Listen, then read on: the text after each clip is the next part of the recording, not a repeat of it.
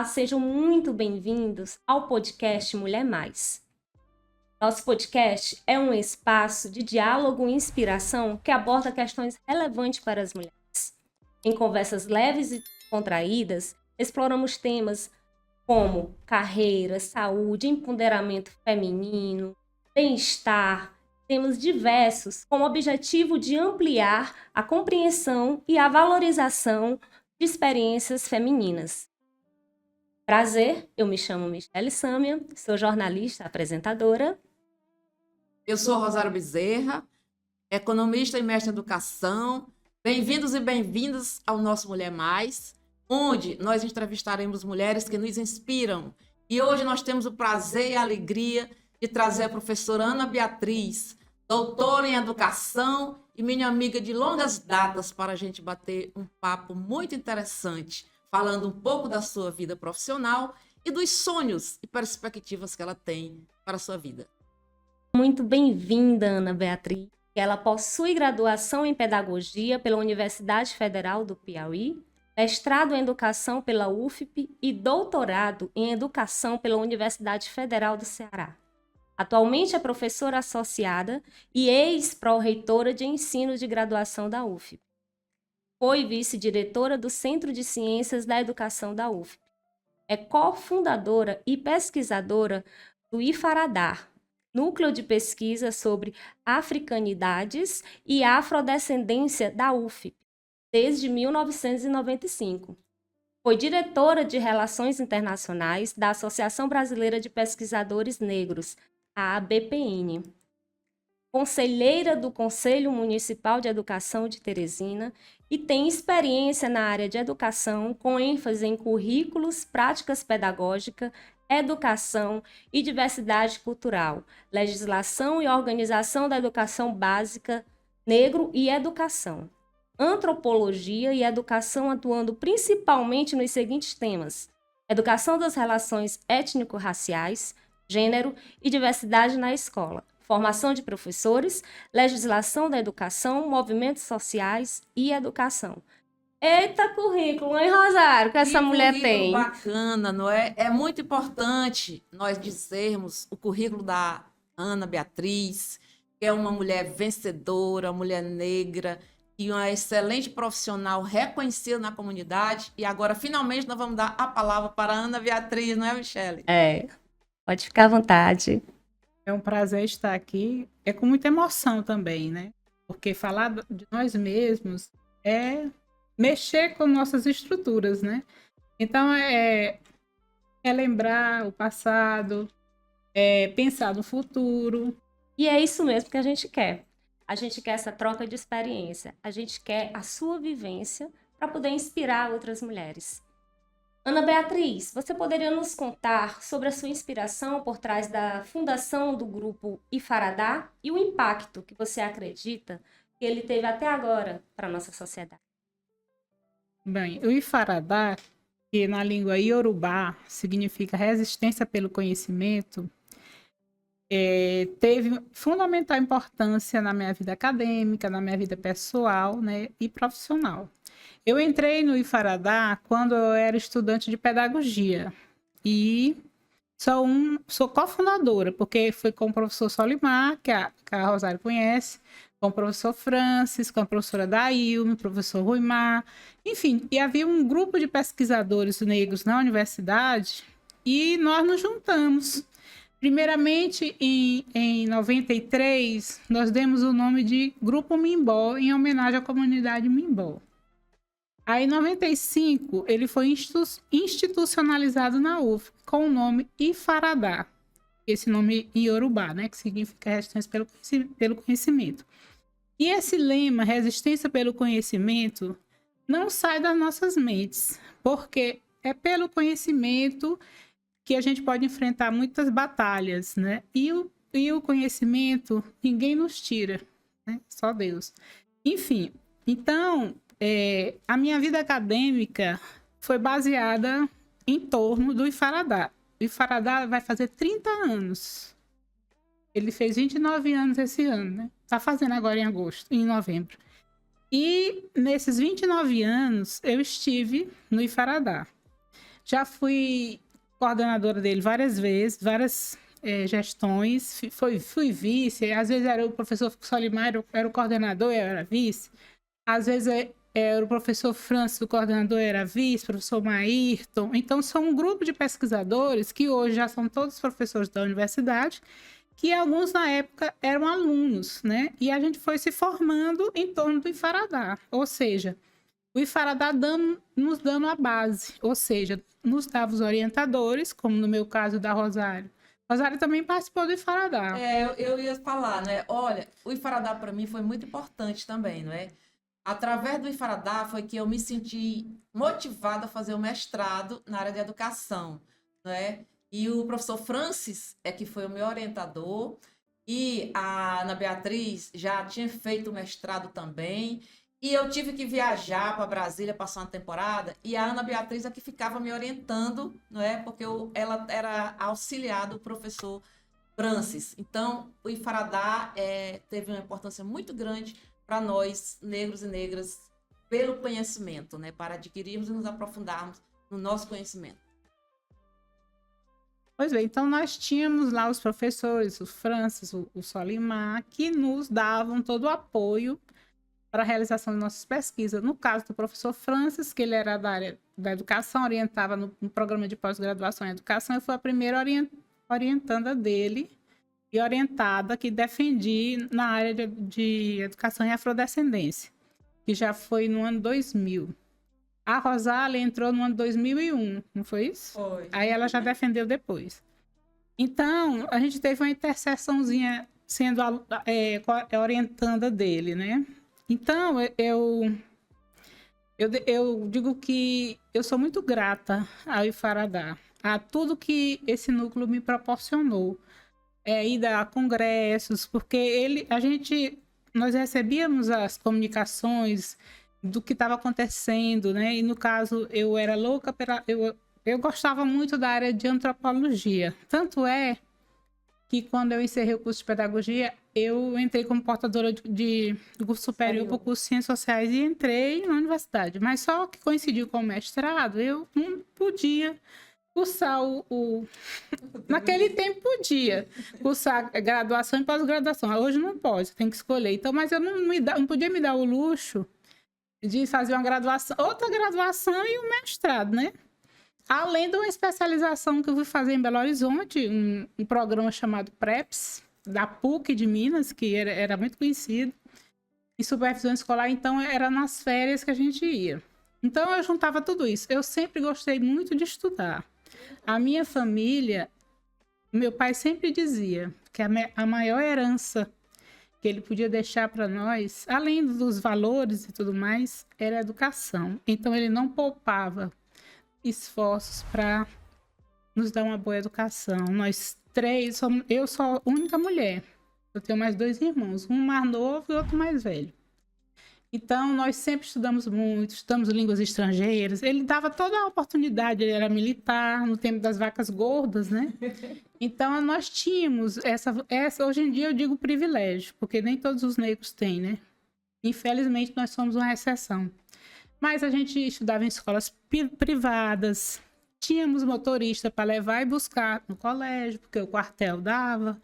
Então, é uma outra história. Mas nem por isso nós foi tão fácil, nós não sofremos o que os outros sofrem, que não tinham essas condições, porque quando nos olham, eles não sabem o que tem na gente, quem realmente nós somos, né? Eles nos olham com um estereótipo de uma pessoa que não vale nada, que uma pessoa que não tem condição de ter determinada profissão, com uma pessoa que não tem condição de ter um determinado carro, né? Então, eles olham o fenótipo.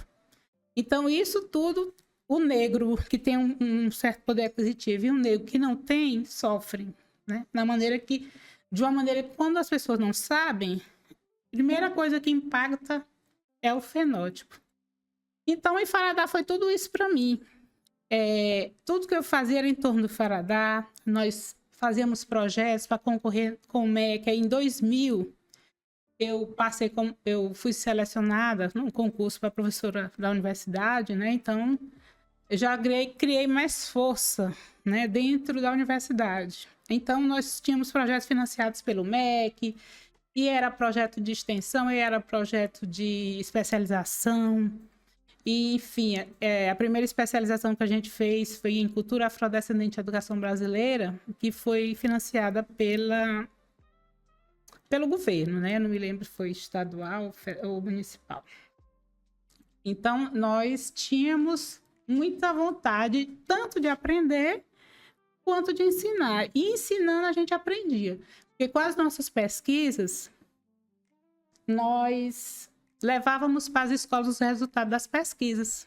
Então, nós não só queríamos nossas pesquisas lá nas gavetas, naquele tempo, né? Das bibliotecas. Nós queríamos que saíssem das bibliotecas. Nós publicávamos livros, artigos em livros, com outros profissionais de outros estados, através da Associação Brasileira de Pesquisadores Negros.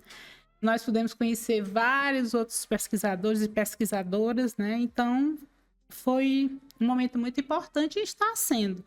Só que agora eu tive que passar 4 anos na gestão lá na UFP, né? Como pró-reitora de ensino. Então, eu não estou mais à frente, né? Eu me recuei um pouco, me afastei um pouco por conta de outras demandas. O Ifaradá, ele é um capítulo muito importante na nossa vida, não é? De pessoas negras. Eu sempre participei de movimento negro, movimento de mulheres, mas o que me abriu os olhos foi o conhecimento através do estudo, né?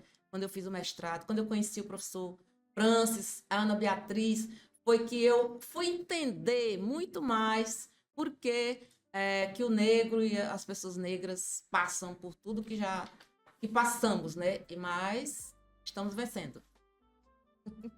Aproveitando aqui o gancho que ela falou aí da experiência como pró-reitora, nos conte mais, qual foi a sua experiência assim, memorável durante seu tempo como pró-reitora de ensino de graduação na UF?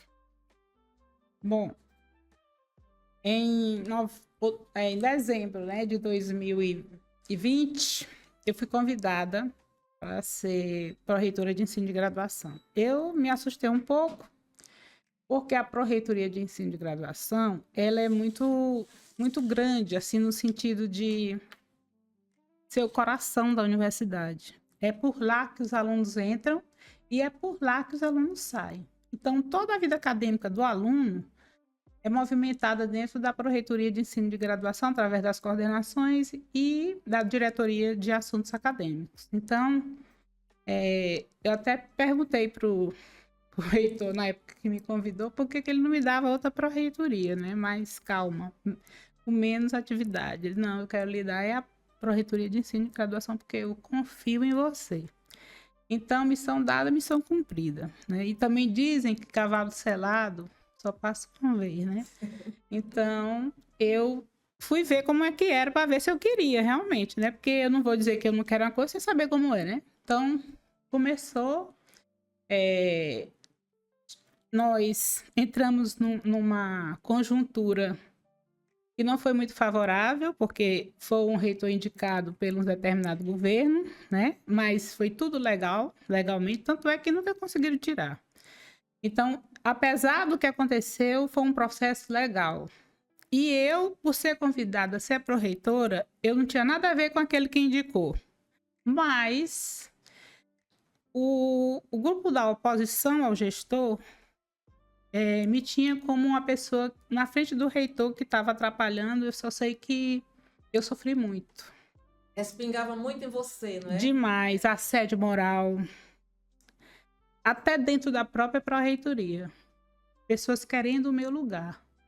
Se fingindo de amigas, né? Então, eu aprendi muito a conviver com as pessoas. A gente aprende todo dia, né? Nunca a gente tá... Mas foi um momento muito forte. Porque eu tive que ser mais forte do que eu era. Eu não sei onde eu encontrei forças. Mas eu vivi um dia de cada vez. Então, a oposição na UFP, que é a oposição ao reitor, que eu não vou citar nomes, era muito forte e me ameaçou antes de eu entrar no mandato. Disseram que eu era amiga do reitor, que provavelmente ele ia me chamar para algum cargo e que não era para me aceitar. Quando eu aceitei, na primeira reunião que teve do Conselho de Ensino, Pesquisa e Extensão, que foi para votar o calendário acadêmico, começaram a me bombardear. Aí pediram vistas, né? Aí depois de 2 dias teve outra reunião. Eu liguei para a pessoa que estava me bombardeando, que hoje eu considero um ex-amigo, disse um monte de coisa. Aí apenas ele disse: eu não lhe disse para você não aceitar? Agora aguente. E eu aguentei. Entrei com a cabeça erguida e saí com a cabeça erguida. Então, o meu próprio médico disse: eu fiquei muito feliz por você ter sido nomeada, mas ao mesmo tempo fiquei muito preocupado. O próprio médico. Por quê? Porque um cargo de gestão é um cargo que lhe quer dedicação exclusiva, principalmente nos primeiros anos, né? Então, isso... Eu tive, para me aceitar esse cargo, eu tive que conversar com meu filho. Eu tenho um filho, eu sou divorciada, dei um filho, conversei com a minha família, minha mãe, meus irmãos, para poder tomar uma decisão dessa, porque muda a sua vida, né? Você respira, né? A universidade. Por quê? Porque você gosta do que faz, você quer fazer, dar o melhor de si, né? Então, essa foi uma experiência que encerrou semana passada, né? Já está bem fresquinha. Bem recente. Mas eu aprendi muito, né? E aprendi muito mais sobre a nossa instituição. E, enfim, foi uma experiência boa, mas eu até escrevi um artigo quando eu fui convidada, né? Os desafios de ser uma pró-reitora negra, uma pró-reitora de ensino de graduação na UFP, né? Sendo negra, né? Então, de qualquer forma, nós servimos de exemplos e somos vistos assim como que diz, ela está lá, mas eu também posso estar. Ela não é negra, ela não está lá, não foi escolhida. Será por que ela foi escolhida? Né? Então, de qualquer forma, nós servimos de incentivo. Né? A nossa presença física, nosso fenótipo, nesses lugares que dizem que é de poder, que eu acho que é muito mais de trabalho, né? Então, eles dizem muito. Quando você pega 7 pró-reitores na universidade, que na gestão passada tinha 7, dos 7 pró-reitores, 5 são mulheres. E uma negra, como eu, retinta, né?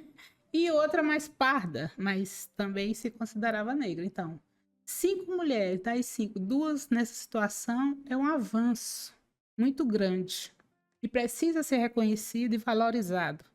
E eu agradeço muito a oportunidade, apesar de ter esses percalços, mas fazem parte de quem está provocando a sociedade, que a sociedade se incomoda, não é? Então, a gente tem que estar preparado para esse incômodo e enfrentar. Eu só digo que a pessoa tem que ter coragem e fé. Pois é, olha, esse depoimento da Ana Beatriz, ele é assim de uma profundidade muito grande com relação à população negra e principalmente com relação às mulheres. Uma coisa é o homem no poder, outra coisa é a mulher. Quando ela disse que para aceitar o cargo, ela conversar com a família, com o filho, para saber. Um homem, quando é indicado, ele não conversa com ninguém, ele simplesmente aceita, né? Pois é. E por que as mulheres são mais requisitadas e mais cobradas? Porque nós fomos educadas para trabalhar, para dar conta. Nós, assim, se a gente se coloca para fazer, a gente faz. Por isso que as mulheres, às vezes, né, não são chamadas, porque elas vão se destacar. Porque tem a responsabilidade de fazer o que lhe deram para fazer. Eu fiquei muito feliz quando ela foi indicada, porque ali estava me representando também, né? Como as mulheres negras, e ela está, eu também posso, né? Então, muito importante, Ana Beatriz, a sua participação como pró-reitora, né? E agora você está dizendo, a questão da saúde também que nos afeta bastante, não é?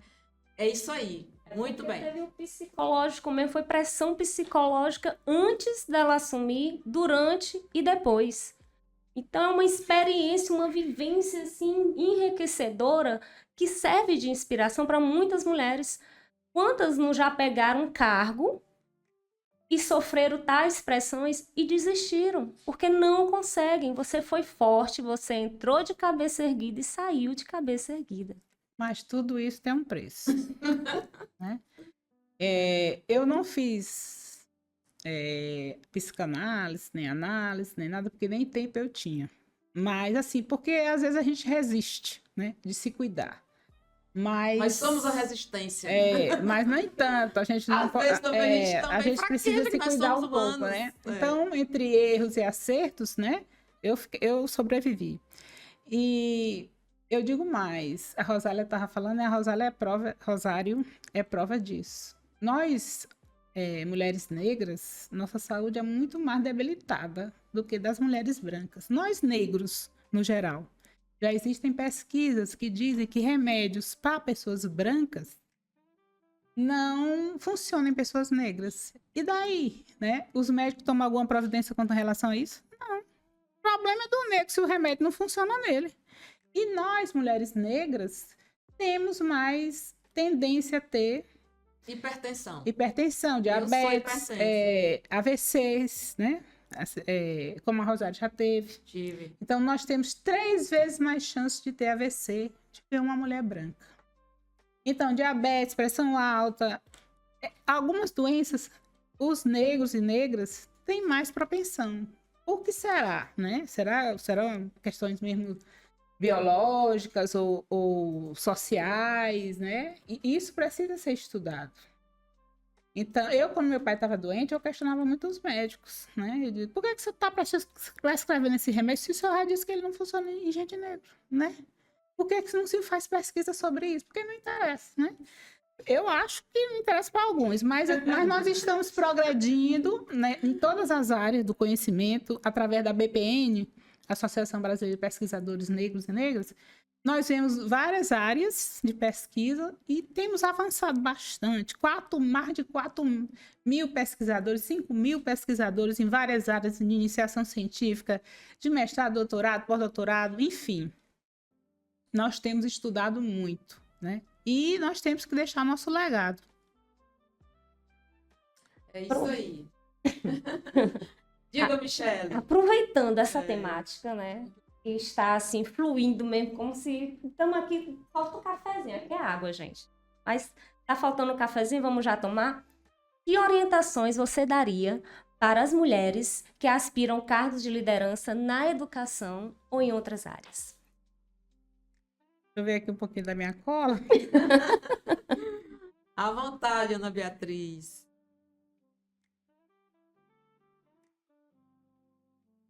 Nós estamos no mês de novembro, né? Nós estamos sendo bastante lembrados e lembradas, né? E agora é a primeira vez que tem o feriado a nível nacional, né? Um grande avanço. Mas diga aí, minha querida. Bom, o que eu digo, para mim mesma até, né? Que a gente tem que resistir. Pode ser a resistência através do conhecimento, a resistência através do modo de conduzir, né? Nós não devemos fugir à batalha, né? Eu sempre digo que não me mata, me fortalece. E se fere a minha existência, eu sou resistência. Então, persistência é a palavra fundamental que eu aprendi com a minha mãe. Minha mãe é muito persistente e eu também sou. Eu cheguei numa fase que eu tinha medo do que eu queria, porque eu lutava tanto e não era qualquer coisa que me fazia desistir da meta que eu queria, né? Até que na minha família diziam assim, que um é formado em direito, é juiz, um outro é odontólogo e tinha eu que fazia pedagogia. Aí dizia assim, a Ana foi a única que relaxou. Aí eu disse assim, mas eu vou ser a única doutora. Eu disse sim. E eu sempre gostei de estudar, né? Então, eu sempre tive na mente o que eu queria ser. Não me desfazendo de outras profissões e de ninguém, porque eu aprendi que para ser feliz não é obrigada a pessoa ser doutora, né? Não é obrigada a pessoa ter um carro do ano. Para ser feliz, a pessoa tem que se realizar. Ela pode se realizar tanto ela não estando na universidade, estando lá no campo, né? Então, a felicidade, ela é relativa. Não é o poder que dá a felicidade, né? A felicidade é de cada um e está dentro do coração de cada um e cada um tem que buscá-la. Seja de que maneira for, maneira honesta, trabalhadora, né? E, com certeza, ou vai chegar bem pertinho ou vai conseguir. Olha que essas palavras aí a gente vai cortar dos melhores momentos E vamos deixar lá nas nossas redes sociais para quando a gente acordar a chuchonha velha, ter pena, querer levantar da cama. Pronto, isso mesmo, vamos escutar a fala novamente da Ana Beatriz. Exatamente. E eu sempre digo para meus alunos, porque eu dou aula na educação, então são licenciados, né? Licenciandos. E agora tem os bacharéis, porque essa disciplina que eu ministro, Relações Étnico-Raciais, Gênero e Diversidade na Escola, que trata sobre as questões de gênero, de homofobia, de racismo, né? De machismo, é tudo misturado. E aí eu digo sempre que as pessoas, elas têm que sonhar com o céu, para ver se fica pelo menos com as nuvens. Então a gente tem que sonhar alto e ser ousada. A ousadia não é pecado. Ousadia não é querer menosprezar ninguém. É você tentar conseguir o seu sonho, né? Então é isso. E o que a gente pode esperar da Ana Beatriz nos próximos anos? Com essa vasta experiência profissional, pessoal, familiar, curricular, algum projeto ou sonho que você gostaria de realizar? Bom, no momento, eu estou um pouco cansada. Eu não estou de férias, eu mudei de centro, eu era do Centro de Educação, Centro de Ciência da Educação, agora eu sou do Centro de Educação Aberta e à Distância, porque também na minha trajetória teve a questão da educação à distância. Eu pude aliar os meus projetos de educação para as relações étnico-raciais, que uns cursos, a maioria foram através da educação à distância, através do Centro de Educação Aberta à Distância da UF. Então, nós íamos em vários municípios, né? Chegamos aí em 20 municípios, entregando conhecimento, entregando parceria, entregando aquele convívio. Nós íamos mesmo olhar os alunos, entendeu? Para esses cursos, Gênero e Diversidade na Escola, Educação para as Relações Étnico-Raciais, vários cursos, e nós íamos, né? Então, então, é uma luta incansável, né? A gente nunca para. Meu filho estava até dizendo, daqui a pouco a senhora vai inventar alguma coisa, porque ele está estranhando, porque desde pequenininho, ele tem 34 anos.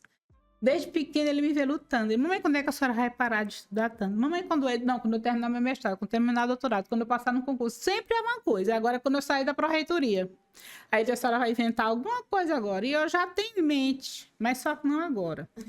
Né? Já declinei de um convite para coordenar uma especialização, mas não era muito da minha área, né? E mesmo assim eu não podia. Eu me dei esse direito, né? De dizer, não, em outra oportunidade posso contribuir. Porque a gente precisa também descansar, né? Um pouco. Mas não deixa de ter ideias na cabeça. Eu acho que isso a gente só para com a morte. Como o professor Francis disse que ele foi nomeado professor emérito, né? Ele foi expulso da universidade, porque aos 75 anos, ele, muito produtivo, teve que sair. Ele disse que foi expulso por causa da lei que não permite que fique mais, né? Mas eu tenho projetos na área da educação para as relações étnico-raciais, projetos de ensino, né? E para poder contribuir com a sociedade, né? Porque a gente tem, assim, uma coisa que não pode ficar parada, mas vai ser mais light, porque a gente já vai chegando para a idade, já vai ficando sexagenária, e aí daqui a uns tempo eu serei, e eu quero envelhecer com qualidade, né? Quero estar bem, organizar melhor as coisas e viver tudo que eu tenho que viver, né? Bem, então bora para os nossos encerramentos, Rosário? Vamos sim. Olha, eu estou emocionada, feliz e muito satisfeita com a sua presença, com a sua contribuição, Ana Beatriz. Você até me surpreendeu essa parte aí da pró-reitoria, não é? Que você enfrentou, né? E venceu, está aí linda e maravilhosa. Então, agradeço a sua participação. Que as mulheres negras e não negras possam se inspirar nessas histórias de vida, porque nós, como disse a Ana, somos resistência. E o podcast está aqui para convidar mais mulheres a juntarmos nessa resistência para sermos mulheres realizadas, felizes, fazendo tudo que nós gostamos e que nós temos direito. Passo das minhas palavras, né? as que a Rosário falou. Muitíssimo obrigada mesmo por vir aqui, dedicar o seu tempo, por estar compartilhando essa experiência conosco e com todas as nossas ouvintes e ouvintes, que com certeza vão levar para a sua vida. Muitíssimo obrigada, nossas mulheres mais, nossos ouvintes, por estarem aqui conosco e fiquem atentos aos nossos próximos episódios.